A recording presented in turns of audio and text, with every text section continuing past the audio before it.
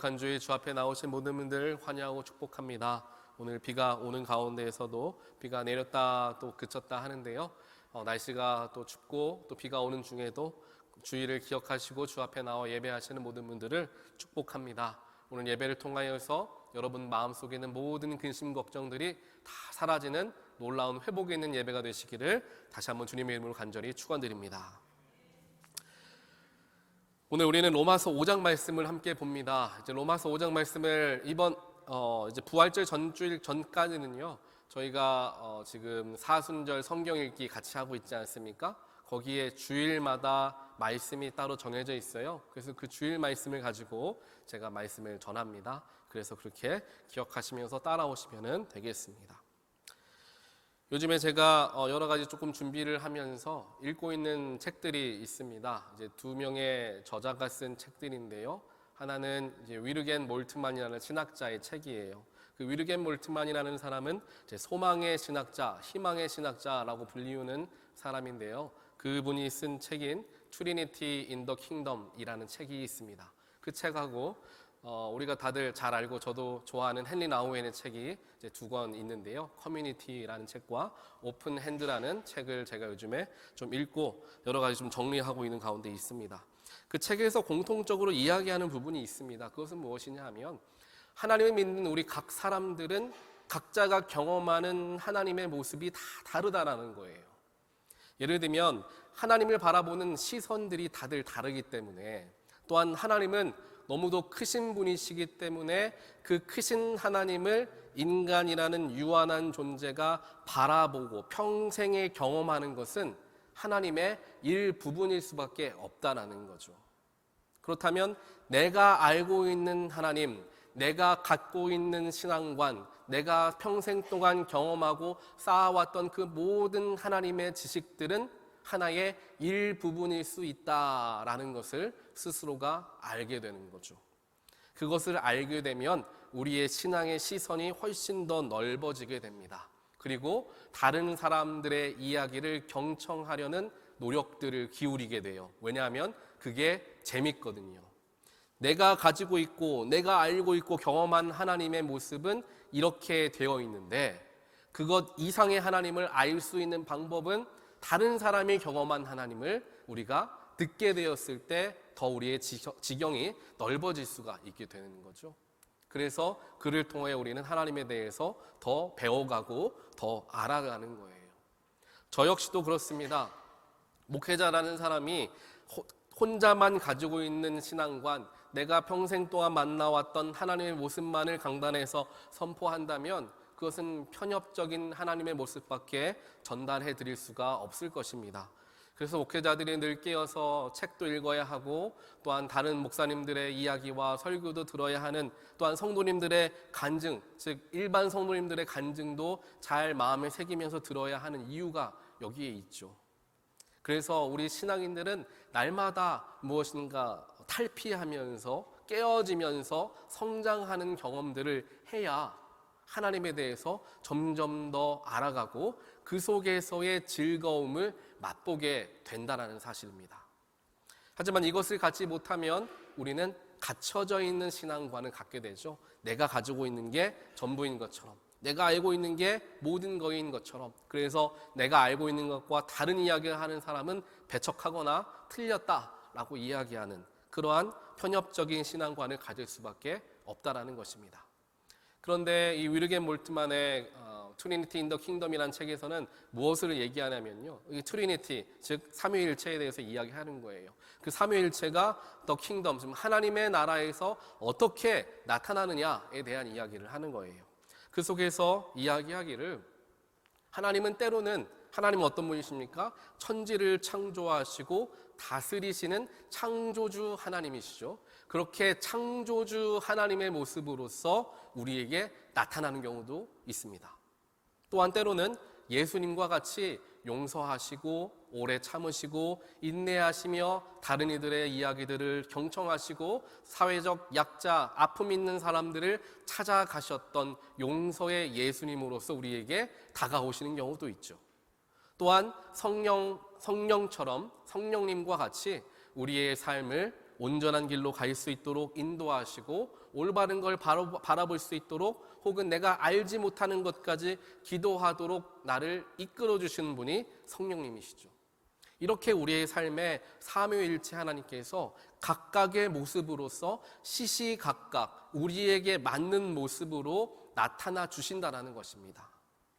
그를 통하여서 다양하신 하나님의 모습을 우리가 경험하게 되고 또한 내 가장 필요한 부분들을 채워주시는 인격적인 하나님을 경험할 수가 있게 되는 것인데 바로 하나님의 나라가 이 삼위일체의 운행하심과 같다라는 것을 이야기하는 책이 트리니티 인 더 킹덤이라는 책의 내용이 됩니다.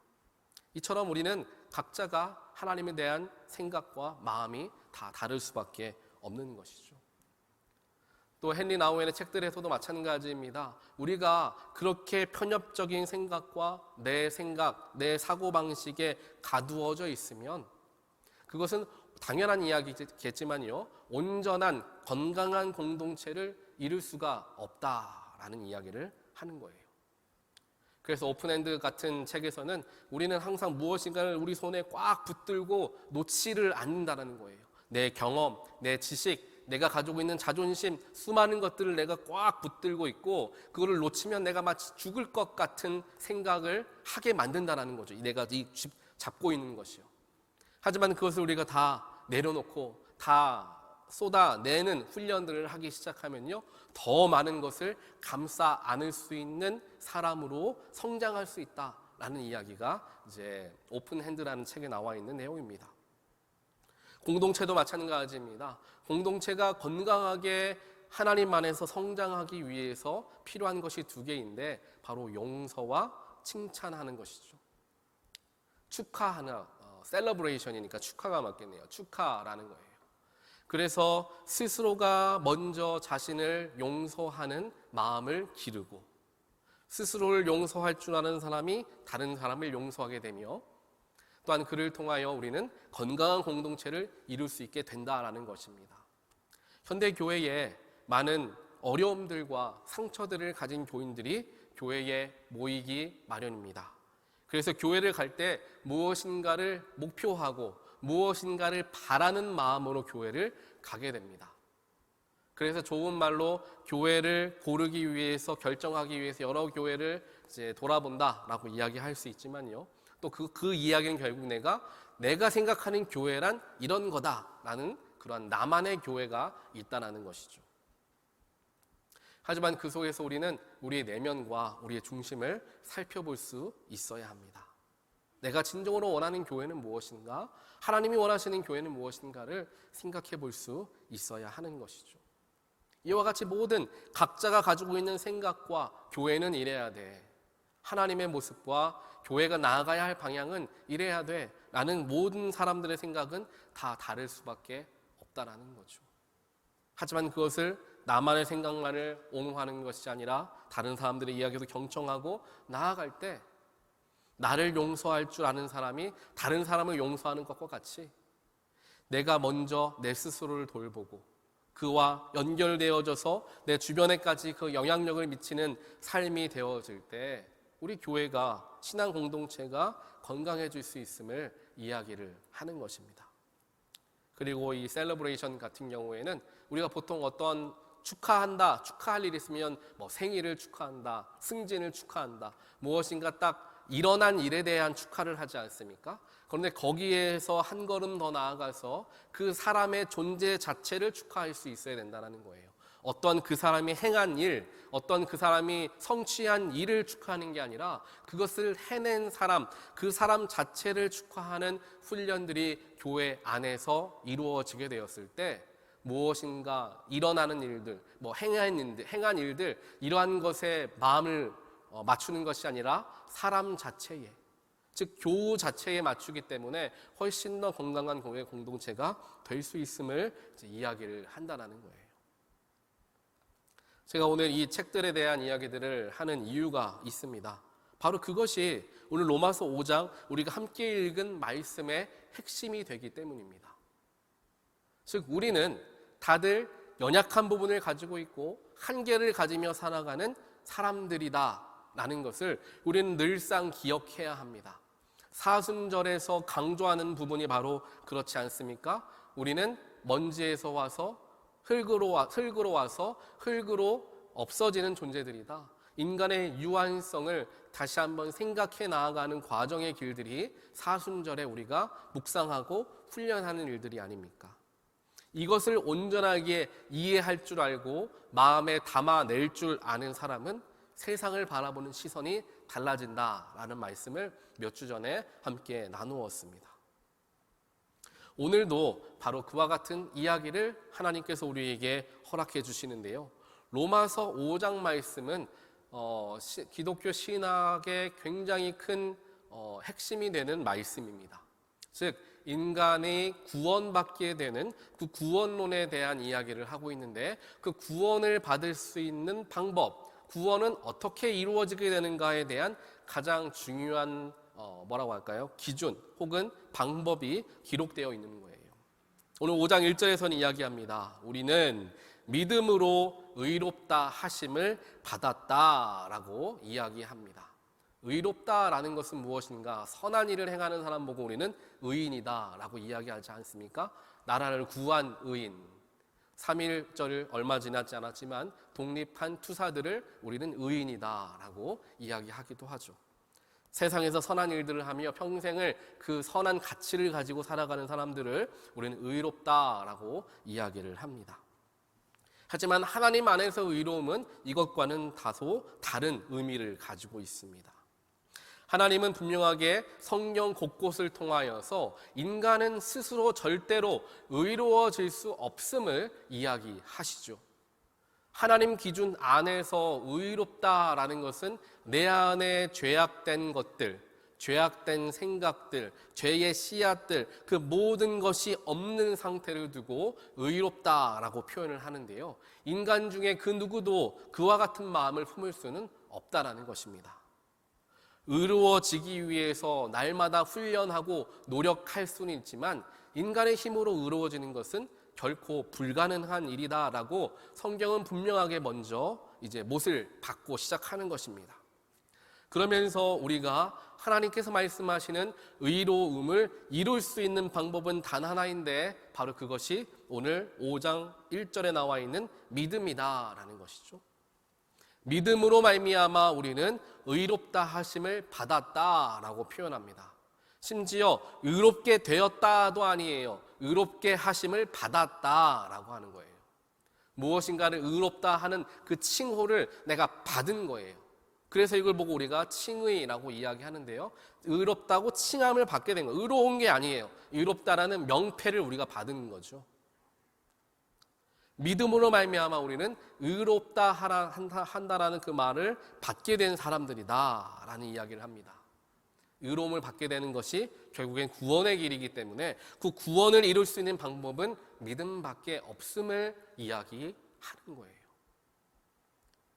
물론 베드로전서, 베드로후서를 보게 되면 또 야고보서를 보게 되면 행함 없는 믿음은 죽은 믿음이다라는 이야기를 하지만요. 여기에서는 행함과 믿음 이 두 가지를 보았을 때 구원의 조건이 되는 건 믿음이지 행함은 아닌 거예요. 행함이 없는 믿음이 죽었다는 얘기지 행함을 가지고 구원을 받을 수 있다는 것은 성경 어디에도 나와 있지 않습니다. 즉 구원을 이루게 하는 것은 온전히 믿음이라는 것 하나인데 그 믿음을 완성시키는 게 이제 행함이다라는 이제 뒷받침의 이야기들을 야고보서에서 또 이야기를 하고 있는 것이죠. 그래서 우리는 여기에서 결코 생각을 착각하게 되면 안 된다라는 것입니다. 믿음만이 어디 중요한가? 행함도 중요하지, 물론 중요합니다. 하지만 구원에 이르기 위한 길을 처음 열쇠로서 주어지는 것은 믿음이다라는 생각을 우리는 항상 함께 갖고 있어야 하는 것이죠. 그렇게 믿음으로 우리는 의롭다 하심을 받은 사람들입니다. 그리고 그리스도로 말미암아 하나님과 더불어 평화를 누리게 되었다라는 거예요. 즉 이제 의롭게 하심을 받은 사람들은 어떠한 특권을 가지며 살아가는가에 대한 이야기를 그 뒤로 쭉 하고 계시는 거예요. 첫 번째로 주어진 특권, 그것이 무엇이냐? 하나님과 더불어서 평화를 누리는 것이다 라는 거예요. 믿음을 통해 의롭게 된 사람들에게 주어진 구원을 받은 사람들에게 주어진 첫 번째 특권이 하나님과 더불어 평화를 누리게 된다라는 겁니다. 그렇다면 이전에는 어떻다는 겁니까? 하나님과 평화롭지 않았다라는 거예요. 하나님과 적대적인 대립적인 관계였다라는 것을 이야기하는 겁니다. 구원을 통하여서 우리는 하나님 안으로 들어가게 되었고, 그를 통하여 하나님 안에서 평화를 누리는 관계가 회복되어졌다라는 것입니다. 이전까지는, 즉 예수를 나의 구세주로 믿기 전까지는 하나님과 우리는 적대적인 관계에 있던 사람들이었습니다. 왜냐하면 우리 안에 죄가 가득했기 때문에 자연스럽게 하나님과는 구별될 수밖에 없는 인생을 살아왔던 것이죠. 하지만 믿음을 통하여 우리가 의롭다 하심을 받고 구원을 받은 우리들은 그때부터 하나님과 더불어서 평화를 누리는 삶, 그 삶을 생각해 보면 어떤 때를 떠올릴 수 있습니까? 바로 아담과 하와의 에덴 동산의 때를 기억하게 됩니다. 매일같이 매 순간 하나님과 대화하고 교제하고 이야기하고 삶을 살아갔던 하나님 안에서의 삶, 에덴 동산의 때를 떠올릴 수 있게 되죠. 그래서 이제 5장 우리가 읽지 않은 12절부터는 이제 아담과 하와에 대한 이야기를 쭉 하고 있는데요. 이게 모든 게 다 연결되어지기 때문입니다. 그래서 구원받은 사람들에게 주어진 특권은 하나님과 더불어 살기 시작하는 것이 바로 그 특권인데, 하나님과 더불어 산다라는 것, 에덴 동산, 마치 천국과 같은 것이죠. 그래서 제가 여러 번에 걸쳐서 말씀을 드린 것과 같이 우리가 예수 그리스도를 구주로 믿고 구원을 받은 그 순간부터 천국은 시작된다라는 말씀을 여러 번 걸쳐 드린 적이 있습니다. 하나님과 함께 더불어 평화를 누리는 삶이 천국인 거죠. 바로 구원을 받게 된 그 순간부터 우리는 그 천국을 누리며 살아가는 사람이다 라고 성경에서 분명하게 이야기하는 거예요.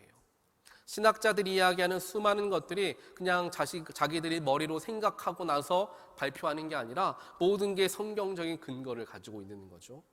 그래서 이 로마서 말씀이 굉장히 그 신학적인 기틀을 마련하는 중요한 성경책이 되어지는 것입니다. 그렇게 5장 1절에서는 하나님과 예수 그리스도를 구주로 믿어 복음을 받은 사람들, 구원을 받은 사람들에게 주어진 첫 번째 특권을 하나님과 더불어 평화를 누리는 삶, 근심이 없는 삶을 이야기하죠. 모든 생명의 근원과 함께하는 상태를 이야기합니다. 모든 축복과 모든 은혜를 누릴 수 있는 완전한 상태를 의미하는 거죠.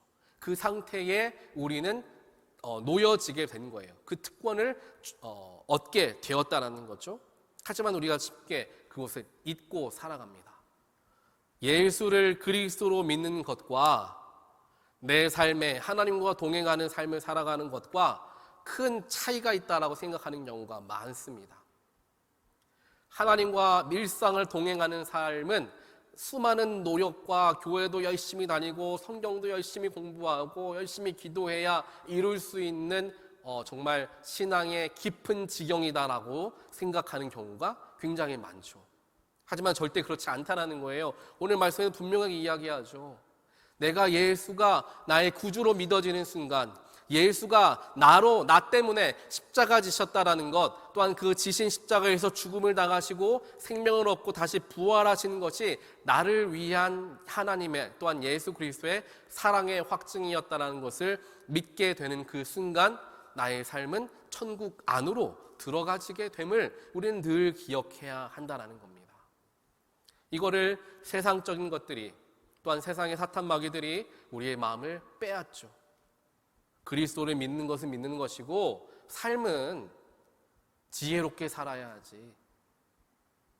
또 뱀과 같이 지혜롭게 좋은 것도 취할 줄 알고 틀린 건 틀리다라고 말할 줄도 알고 영리하게 살아야지 라고 우리의 마음을 빼앗습니다. 즉 우리의 신앙은 교회 안에서의 신앙과 삶의 모습이 같기는 어렵다라고 자꾸만 우리 마음 가운데 거짓말을 하고 있는 거예요. 하지만 분명하게 성경은 이야기합니다. 예수를 구주로 믿는 그 순간부터 우리는 하나님과 함께 거하는 사람들이 되었다라는 것을 우리는 늘 믿음으로 고백해야 돼요. 제가 아무리 이렇게 말씀드려도 지금 내 옆에 하나님 계신다는 게 믿어지기 어려울 수 있어요. 하지만 믿어지지 않는다고 나는 못 믿겠다라고 끝나는 것이 아니라 내가 고백해야 된다는 거예요. 내 믿음을 내 입술로 고백할 수 있어야 된다는 거죠. 그러한 마음을 가지고 내가 삶을 살아갈 때 나의 삶이 변화되어질 수밖에 없다는 것입니다. 계속해서 2절을 보게 되면 또 다른 특권, 즉 복음을 구원을 받은 사람들에게 주어지는 또 다른 특권들이 기록이 되어 있습니다. 바로 2절에 나와 있죠. 지금 서 있는 이 은혜의 자리에 나오게 되었다라는 것입니다. 은혜의 자리에 나오게 되었다라는 거예요. 구원을 받게 된 우리 모두는 은혜의 자리에 들어오게 된다라는 것입니다. 고통과 이거를 잘 구별하셔야 돼요.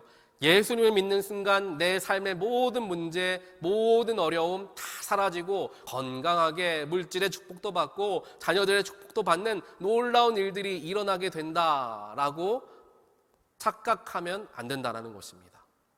그것이랑은 별개의 문제예요.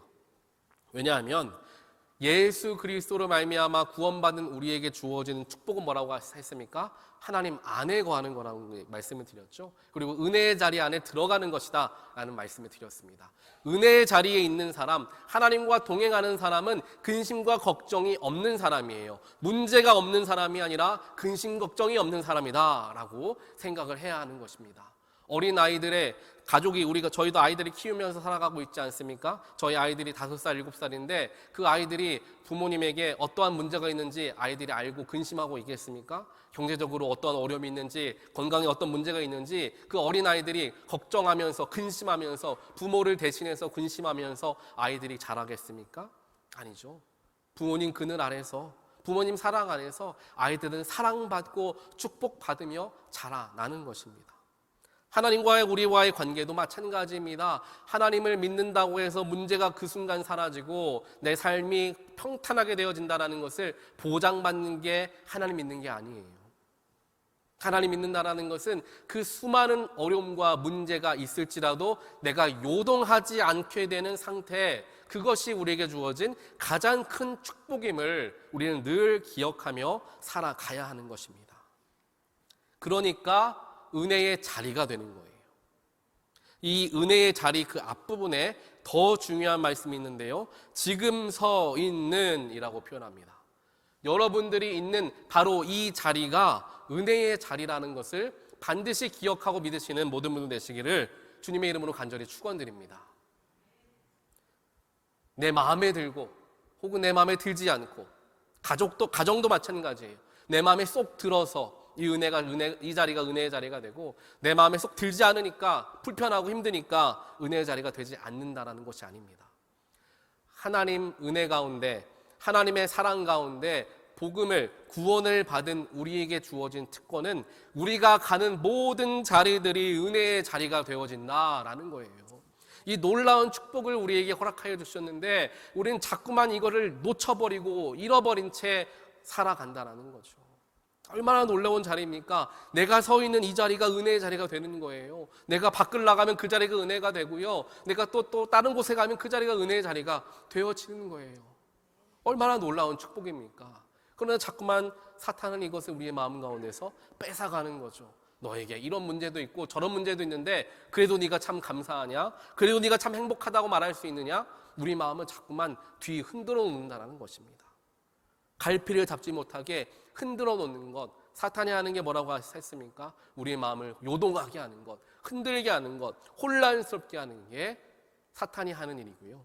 반대로 하나님께서 하시는 것은 떨리지 않게, 두렵지 않게 붙들어 주는 게 하나님께서 우리에게 하시는 일이다라는 게 우리 새벽 말씀으로 보는 이사야 말씀 속에서도 하나님 늘상 이야기하지 않습니까? 두려워하지 말아라, 놀라지 말아라, 떨지 말아라, 내가 너와 함께 하겠다라고 하나님 계속해서 우리에게 말씀해 주고 계시는 거예요. 그러면서 2절 후반부에 보면 또 다른 구원을 누린 사람들에게 주어진 특권이 나옵니다. 그것은 바로 소망을 품게 되는 것이라는 거죠. 이 소망이라는 것은 세상적인 소망을 이야기하지 않습니다. 영원한 것에 대한 소망을 이야기합니다. 아까 말씀드렸죠. 예수를 구주로 믿는 그 순간부터 사라지게 되는 게 천국이고 그때부터 누리게 되는 게 영생이다 라는 것을 내가 믿는다면 내 육신이 때가 되어서 죽게 된다 하더라도 그것이 끝이 아니다라는 소망함을 누리면서 살아가는 거예요. 이 소망함을 갖지 않으면요, 내 생명을 보존하기 위해서 항상 벌벌 떨며 삶을 살아갈 수밖에 없습니다. 죽음 이외에, 죽음 넘어서 있는 영생을 경험해보지 못했으니까, 느껴보지 못했으니까 두려워지는 게 당연한 거예요. 하지만 예수님께서 이미 우리에게 보여주시지 않으셨습니까? 죽음을 이기시고 부활하심을 통하여서 그 부활하시는 능력을 우리에게도 동일하게 선물로 주시겠다. 영생과 하나님 나라를 우리에게 주시겠다라고 약속하셨고 그 약속을 우리의 삶 가운데 이루어 주셨다는 것입니다. 이걸 내가 알고 이걸 내가 경험해 봐야지 죽음이 끝이 아니구나 라는 것을 알게 되고 이 이생의 것들에 목을 매며 살아가기보다는 영원한 것을 위하여 나의 시간과 나의 열정과 나의 물질을 사용할 줄 아는 사람이 되어진다는 것입니다. 이 놀라운 사실을 우리는 잊고 살아가는 거예요. 오늘 사실 로마서 5장 말씀 우리가 한두 번씩은 익히 들어서 아는 말씀이기도 합니다. 하지만 이것을 우리는 자꾸만 잊어버리죠. 이게 어떻게 보면 믿음의 신앙생활의 핵심이 될 수 있는 말씀인데 자꾸만 이거를 잃어버리게 됩니다. 그러면서 이제 3절부터는 우리가 너무나 잘 아는 환난은 인내력을 낳고 인내력은 단련된 인격을 낳고 단련된 인격은 희망을 낳는다라는 유명한 말씀을 우리에게 허락해 주십니다. 그렇잖아요. 이런 말씀 많이 들어보셨을 거예요. 하나님, 저에게 굳건한 믿음을 주십시오 라고 기도했더니 하나님께서 나에게 환난을 주시더라 라는 이야기 들어보신 적이 있으실 겁니다. 하나님은 한 사람을 성장시키기 위해서 때로는 어려운 일들을 우리에게 허락하십니다. 어려운 일이지 저주라던가 혹은 하나님의 징벌이라고 생각하시면 안 됩니다. 내가 성장하여서 하나님의 형상을 되찾아가는 그 모든 과정 속에서 가장 급격하고도 가장 효과적으로 성장할 수 있는, 비약적으로 성장할 수 있는 방법은 어려운 길이에요. 그리고 그 길들을 내가 인내하며 가게 되었을 때 소망에까지 다다를 수가 있게 되는 것이죠. 올림픽 육상 선수가 올림픽 경기에 나와서 정말 1등을 하면서 놀라운 영광을 받게 됩니다. 모든 스팟라이트를 다 받게 되고 수많은 명성과 부를 거머쥐게 됩니다. 그런데 어디 그 육상 선수가 그 날에 특별하게 잘 뛰어가지고 그날 금메달을 땄겠습니까? 수많은 피 흘리는 피땀 나는 훈련과 모진 일들이 있었기 때문에 그때 그 금메달을 딸 수 있었던 거죠. 이와 같이 어려운 순간들, 힘든 일들을 경험하면 경험할수록 우리 가운데는 인내가 쌓이게 된다는 것입니다. 인내가 쌓인다는 것은 그걸 잘 참아내고 잘 견뎌 나간다는 걸 의미해요. 순간에 포기하게 되면 인내가 아니죠. 그럼 포기가 되는 거죠. 그렇게 환난 우리에게 인내력을 갖게 하고 그 인내가 쌓이고 쌓이게 되면 우리가 단련된 인격을 갖게 된다는 거예요. 그렇잖아요. 그래서 수많은 어려움을 경험해 보시고 사람의 삶이 내 손 안에 있지 않구나 라는 것을 경험해 보신 분들은 말 한마디에 그 무게가 다릅니다. 그냥 가볍고 그냥 쉬운 웃을 수 있는 그러한 말이 아니라 한마디 속에 그 핵심과 그 뿌리가 담겨져 있는 말들을 하는 경우들이 많죠. 그래서 인격적으로 잘 완성되시고 인격적인 많은 것들 이렇게 보여주시고 계시는 분들의 삶을 들여다보면 한결같이 어려운 때를 다 경험합니다. 내가 말로 할 수 없는 수많은 어려움들을 경험하고 그 어려움들을 잘 극복하고 하루하루 한 해 한 해를 쌓아오면서 얻게 되어지는 게 단련된 인격이라는 거예요. 그리고 그 단련된 인격을 통하여서 우리는 희망을 놓치지 않게 되는 거죠. 이 환난과 인내, 인내와 인격, 인격과 소망, 이 모든 것을 한 사람의 삶에서 그대로 찾아볼 수 있는데 그 사람이 바로 우리가 잘 아는 요셉이죠. 요셉은 분명하게 그의 삶에서 이 모든 것을 다 이루어낸 사람으로서 우리는 기억하고 있습니다. 사랑하는 가족에게 배신당하여서 형제에게 배신당해서 죽을 뻔하기도 하고, 죽음의 위기에서 겨우 벗어나니까 이집트 노예로 팔려갑니다. 이집트 노예 자리에서도 최선을 다하여서 주인을 섬겼지만 주인 아내의 눈 밖에 나서 누명을 쓰고 감옥에 갇힙니다. 감옥 안에서도 최선을 다하여 자신에게 맡겨진 일들을 잘 감당하여서 주변 사람들에게 신뢰를 얻게 되고, 정말 절체절명의 위기에 있던 관리들의 꿈을 해몽해주며 그들이 복권될 수 있는 길들을 알려주는 일들을 했음에도 불구하고 오랜 동안 그들의 기억에서 잊혀져 복권되지 못한 채 감옥 속에서 살아갈 수밖에 없었던 요셉의 삶. 그 수많은 환난의 자리, 그 수많은 인내의 자리가 쌓이고 쌓이면서 그에게 인격으로 자리하게 되었던 것입니다.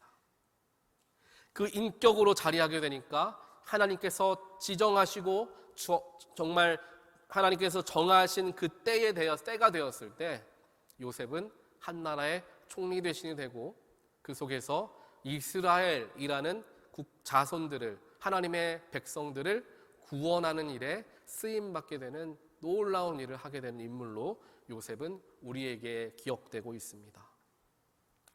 사랑하는 성도 여러분, 오늘 사실 로마서 5장 1절부터 11절까지 말씀을 오늘 한 주에 다 말씀을 나누면 좋겠다라는 생각을 했는데요.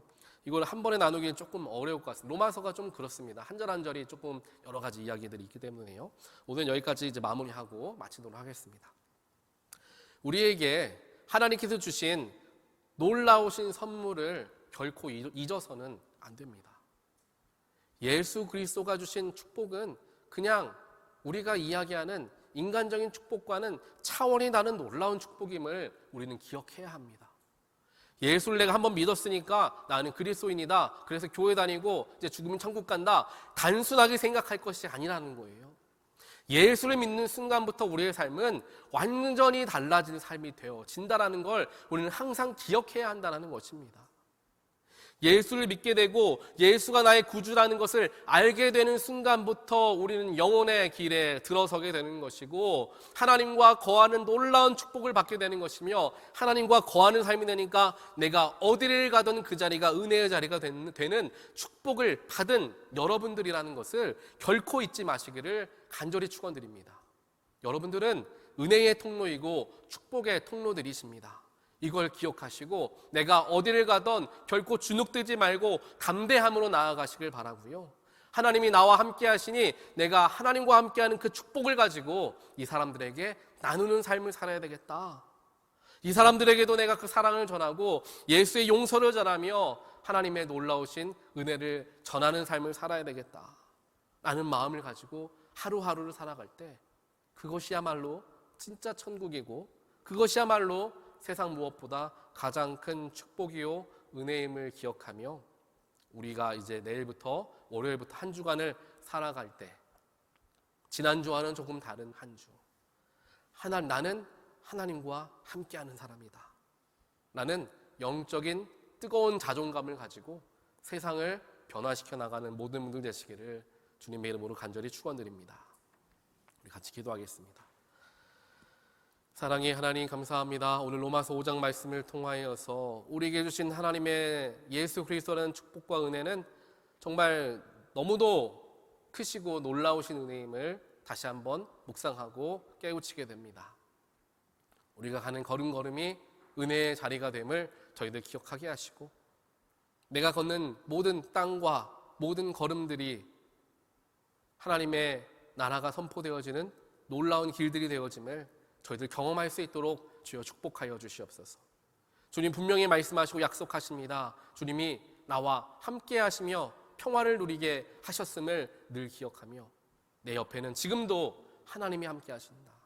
내가 어디를 가도 하나님은 나를 지켜보호하시고 나와 함께 하심을 기억하는 우리가 될 수 있도록 하나님께서 축복하시며 성령으로 동행하여 주시옵소서. 이 모든 말씀 예수 그리스도 이름으로 간절히 기도드리옵나이다. 아멘.